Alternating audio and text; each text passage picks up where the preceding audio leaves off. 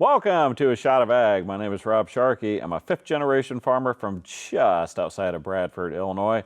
They say everything is cyclical. Bell-bottoms are back, mullets are back, and apparently raising livestock in a pasture is back. All right, today we're going to talk with Rosalie Trump from Clare, Illinois. How you doing, Rosalie? Good, thanks for having me. Good. Where is Clare? Northern Illinois, up in DeKalb County.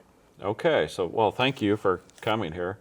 Man, what's it been like having Trump for a last name the last few years? Does everybody ask? Are you related? When we got married in 2015, so at the time that I decided to take my husband's last name, it was just kind of a funny joke, like, oh, the guy that's like, you're fired, right? That's who Donald Trump was at the time. And then right after we got married, he announced he's running for president, and I'm like, oh no. All of a sudden, it's a political statement, and I didn't mean to do that. So yes, anytime anyone asks for an ID or anything, I'm like, oh. Yeah, you always get this. I'm like, here you go. Can't hold my thumb over the last name. Just. Just let me through. You grew up on a farm. I did. What kind of farm? A little bit of everything. So even back when I was little, I remember having pigs on pasture and cattle, and my family's always done corn and soybeans because we're in Illinois. Yeah. So that's what you do. And then eventually the farm changed, and pigs started moving indoors, and our cattle on pasture grew quite a bit. And then when my brother and I went to college, we had to scale that back down because my dad's like, I'm not doing all these chores. You guys left. And now we're kind of back, and the animals are back out on pasture and growing a little more every year. Funny how that works, isn't it? It is. It was, I don't know, I'm going to say it evolved, but maybe the late 70s, early 80s, that when really everything went inside. They were getting rid of all the A-frame houses and all that stuff. And I don't know, it's kind of funny to see, like I said, that cyclical thing. Now, is this something that you always thought you were going to be doing? No. I went, so I moved about 100 miles during college, went to college in Central Illinois, Illinois State University, and had my first job down there as well. Go Redbirds. Go Redbirds. Yeah. So I had my first job in Bloomington as well, and kind of thought I would end up down there. And what were you doing? Life took me back up north. My first job was for Illinois Corn Growers Association. Oh, so I worked down there. I was an intern with them in college and ended up having my first job there. And then kind of dove into ag communications and got hired with an ag communications agency and made my way back north to the family farm. Okay. You got married. Where'd you meet your husband? I did. I met him at the local 4th of July festival for fireworks night. Oh, how romantic. I know, it was romantic. Did you guys kiss that first night when the fireworks were No, going off? I was actually there with a different boyfriend at the time. So we had to take care of that situation first before I could pursue my husband. Okay, I'm just gonna let that go. Yes, I'm glad one ended before the other one. But That's yeah, but sparks were flying though. Yeah, that's right. He is not from a farm, right? He is not. Nope. So I'm the farmer in our house. Okay. I mean, was he? What's the word? Was he a little worried about going back to a farm? So he's from a small enough town that it's not completely foreign to him. Yeah. But he grew up in town, and you could ride your bike to your friend's house. And that's not really a thing out where we're at. Actually, I believe we were still dating or maybe engaged. It was early on, and he had helped my family work some cattle out in the pasture, and they were sorting some cows and stuff. And the bull challenged my husband, and he stood right up to him. The no bull problem. challenged your husband. Oh, and he took his glove off and slapped him. That's right, and my husband didn't back down. My family was impressed. They're like, okay, not bad. And then after they got done sorting cattle, they were giving him credit, and my husband goes, "There's a bull out there?" So it turns out he wasn't so much brave as maybe naive, but in the moment, my family was very impressed. So tell me about that process, right, of you coming back. Now, are you guys farming on your own? Are you partnered with your parents? How's it work? So my parents, my brother and I all farm together for Pasture Grazed is the name of our farm business. We really brought it together and kind of made it its own thing about maybe 5 to 7 years ago, kind of when I started coming back, and we knew we all wanted to do something together and on the farm, and this is just sort of what it evolved into. My dad and brother have really dove deep on the regenerative ag and soil health stuff, and a lot of that has to do with grazing and how you graze on your pastures. And what you see is the animals, and kind of the product you take off of it is the meat, but what we're really working at every day is what they're doing to the soil and how we can make our land more healthy to be able to produce what it does for our community. So it all kind of got born out of that, which is why we have livestock, kind of back outside and on the pastures, and just figuring out how to work with Mother Nature instead of against her. And it's worked well for us, and we are able to feed a lot of people in our local community, which is pretty cool. Regenerative. That I don't even know what that means. I'm a farmer. Instead of, so sustainability was the buzzword for a long time, Yeah. maybe still is, but rather than just being able to sustain where we're at, it's actually regenerating. So regenerating nutrients that are in the soil instead of just wanting to keep it at a certain level, you're actually trying to rebuild some of what we've used over the last decades through our different farming practices. It sounds kind of hippie-ish. Kind of. Yeah. Yeah. Is it, or is it legit? No, it's growing actually. I'd be surprised if you don't start hearing regenerative ag more, just as kind of a term, and it's kind of growing. I would say my dad and brother were kind of on the forefront. They were the first ones to go to some of these classes that people are having out on their ranches and stuff. But it's really starting to gain momentum, and especially with even different companies, like the Pepsis of the world are being challenged to, source their products that are being grown a certain way. So even from that side of things, it's kind of changing the industry and what our expectations are as farmers. Okay, so what all are you guys raising on your farm?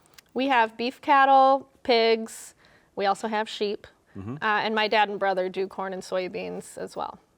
Is that more of the traditional ag than the corn and soybeans? Yeah, they've also been working on transitioning some stuff to organic. It's a whole process. Yeah, it's a long it takes process, years yeah. to be able to officially transition. So figuring some of that out, and the same as any farm, there's generational stuff going on where, dad wants to slow down, and my brother's in his 30s, so he's wanting to grow things, and just those family shifts as well of, how much help you have and how much energy you have in Yeah. a day to do things. So the cattle, right? Everybody gets that. Hogs, they're kind of rough on They are. the ground and that. How do They you handle are. that? So we actually have, each year they get a much smaller section of the pasture, and they absolutely demolish it every Yeah. year.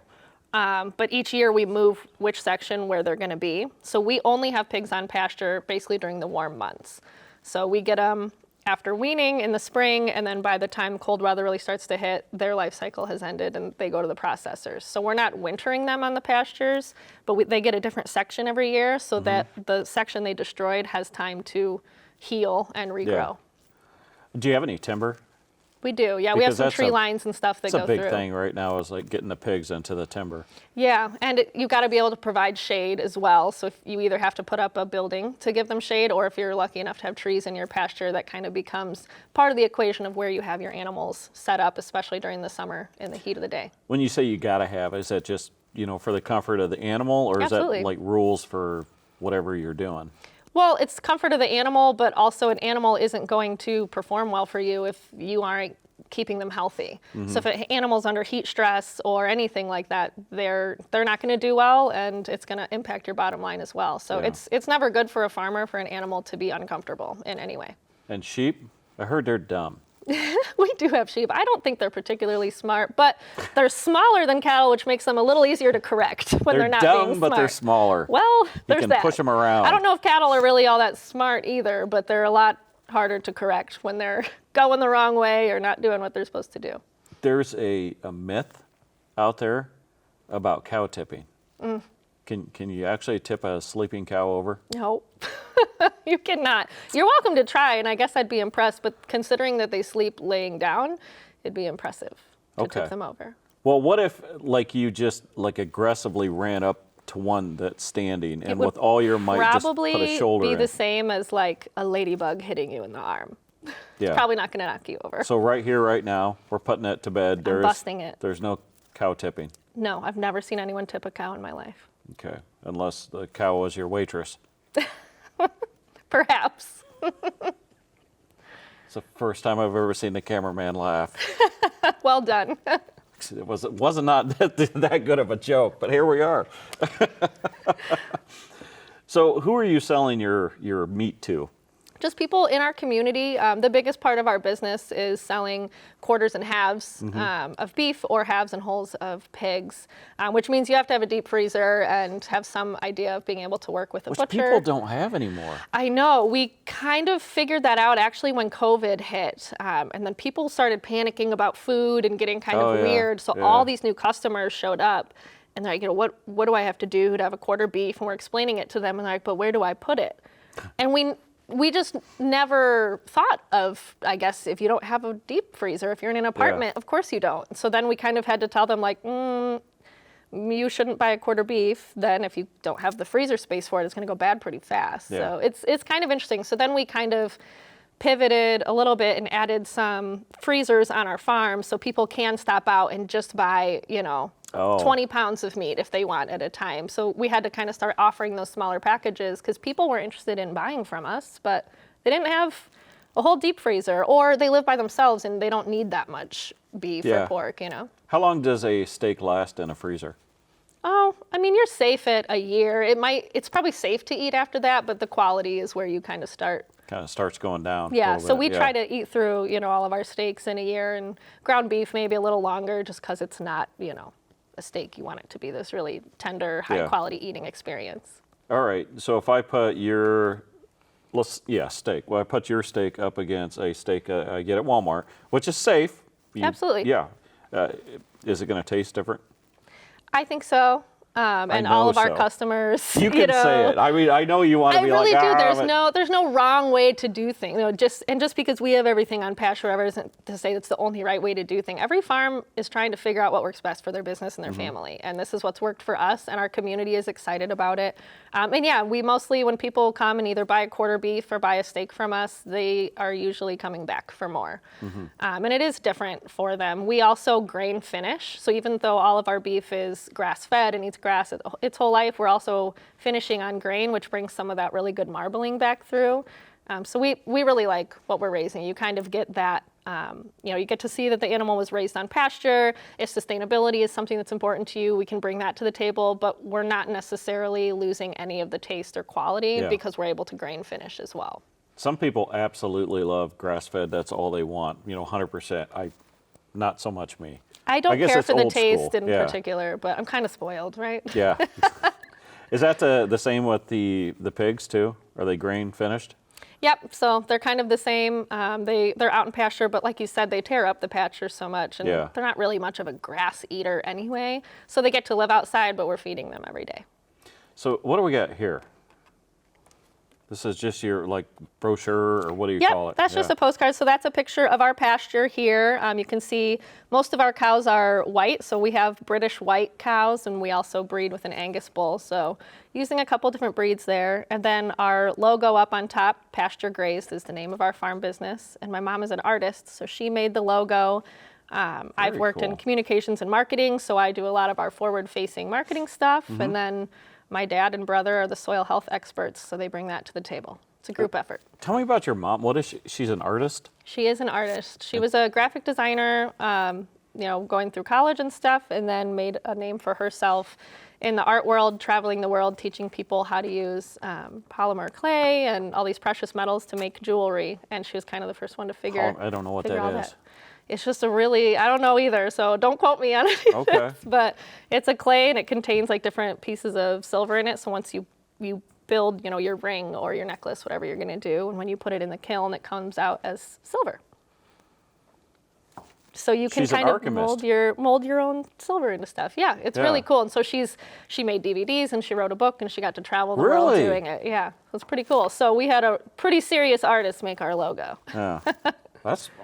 Did you ever watch the Smurfs? No. That cartoon? I know what it is, but I don't watch it. Yeah, the bad guy was always trying to capture the Smurfs because he could turn them into gold. Oh, see? Maybe your mom should look into that. Is she a Smurf villain? Well, that's very cool, and the logo is very cool too. So tell me something that's satisfying to you about selling meat that is raised the way you are, on the pasture, instead of just maybe more of the traditional style. We get to meet a lot of people and have some really good conversations with people who are curious about how their food is grown. It's something I have a passion for. I've even done volunteer work, just connecting. We're not all that far from Chicago. We're about 60 miles from Chicago. So it's kind of easy for us to connect with an urban audience and just have real conversations with people about why we do things the way we do and why maybe we don't do some of the things. People often ask us, why we're not certified organic or why we don't grass finish all the way through and why we are adding grain into their diet. And it's all good conversations, and it's just great to meet different people and have those conversations. I think people are more understanding than we give them credit for, but there's a lot of information out there and not all of it is accurate. So I'm a big advocate for meeting a farmer if you can and having real conversations about how your food is grown, because there's probably pieces of it nice. that well, you have to be nice. You want people to talk to you and come buy your beef or pork. Okay, I'll leave that up to you. You were awarded the 20 Under 40 award from the Illinois Soybean Association. That's pretty cool. Yeah, a friend and former colleague of mine from Illinois Corn Growers Association nominated me, which is cool, just doing for our farm and the things that we do there, but also just some of the volunteer work. We were a part of the Illinois Farm Families We Are the 96 campaign this year, which means my family was on like half of a second of a Super Bowl commercial. So we're pretty famous. That I is know it's pretty a big cool, deal. though. I know you're It making is. light of it, but I mean, there's a lot of people that saw you. Yeah, we were so excited. We were all huddled. It was only aired in certain regions. It didn't go through It didn't go to okay. Chicago, but it was in the Rockford market and all that. So the only TV that I got saw the right channel, did you? Yeah. Awesome. The only TV that we had that got that channel was my brother's bedroom TV. So there's 12 of us packed into my brother and sister-in-law's bedroom with their TV on, just watching. And they've got kids everywhere that don't care about the football games. So we're trying to tame all of them. But then I took a video of everyone watching the Super Bowl ad, and the split second we were up there, we're all like, yeah. But had you seen it before? Mm-mm. Oh, that was it? No, that was it. That was when we got to see it. Were you happy with it? Yeah, I thought it was awesome. And they're just, sharing the story of Illinois farmers and what we do. And we're just one of the families that they featured in the commercial. Yeah, there was a bunch. Yeah. Yeah, there was a ton from all over the state. Yeah. But that's very cool.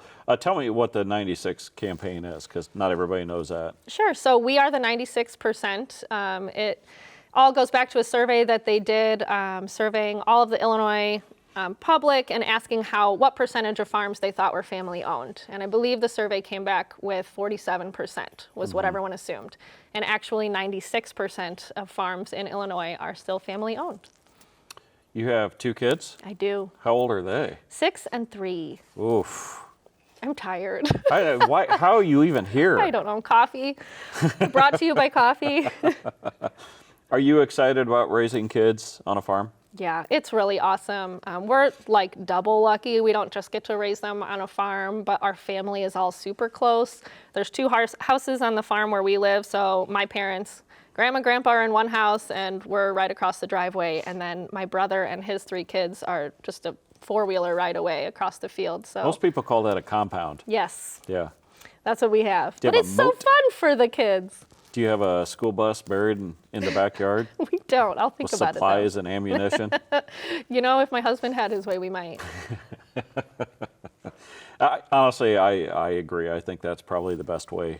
It's just so fun. Can you imagine? You can walk to Grandma and Grandpa's house and ride a 4-wheeler to go play with your cousins. Come on.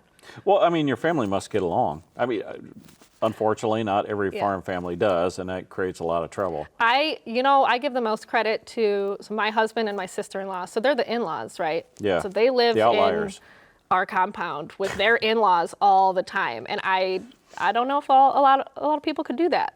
So I really do give them the most credit. They're the ones that are in in-law land all the time. It's my favorite amusement park. In-law land, yes. I don't know. Talking to your customers, what surprises you most that they don't know? Probably just some of the labels they see in the store and why maybe we aren't using those. And just in my career, I've learned a lot about food labels and what they actually mean and what you as the farmer or the person selling the food has to do to get those labels, and so many of them lack meaning. Like local, for example, doesn't actually have a definition. You can kind of put it on whatever you want. Oh, really? Yeah, I didn't know that. or natural is another one that, Oh, yeah, that has very few actual terms to it to put it on something. So, when you come out and buy a pound of ground beef from our store, there's no labels on it.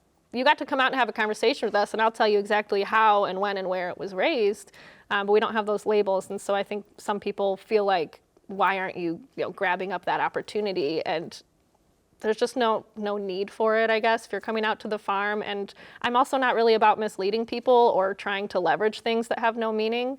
It's just not really what we're about and what we need to do. So People probably really love the fact that, when they have a cookout, now they can tell their friends, oh yeah, we know everything about this piece of meat and blah, blah, blah, and have the whole story to it. And when you come out to the farm and buy it, I mean, you see the pigs and the cattle right there. I mean, you get to kind of come face to face with what you're eating, which not a lot of people do anymore. Yeah. So.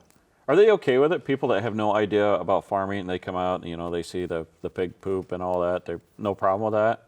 No, I don't think so. I think they have a lot of questions, and maybe for some people, literally looking your dinner in the eye is unsettling, right? Yeah.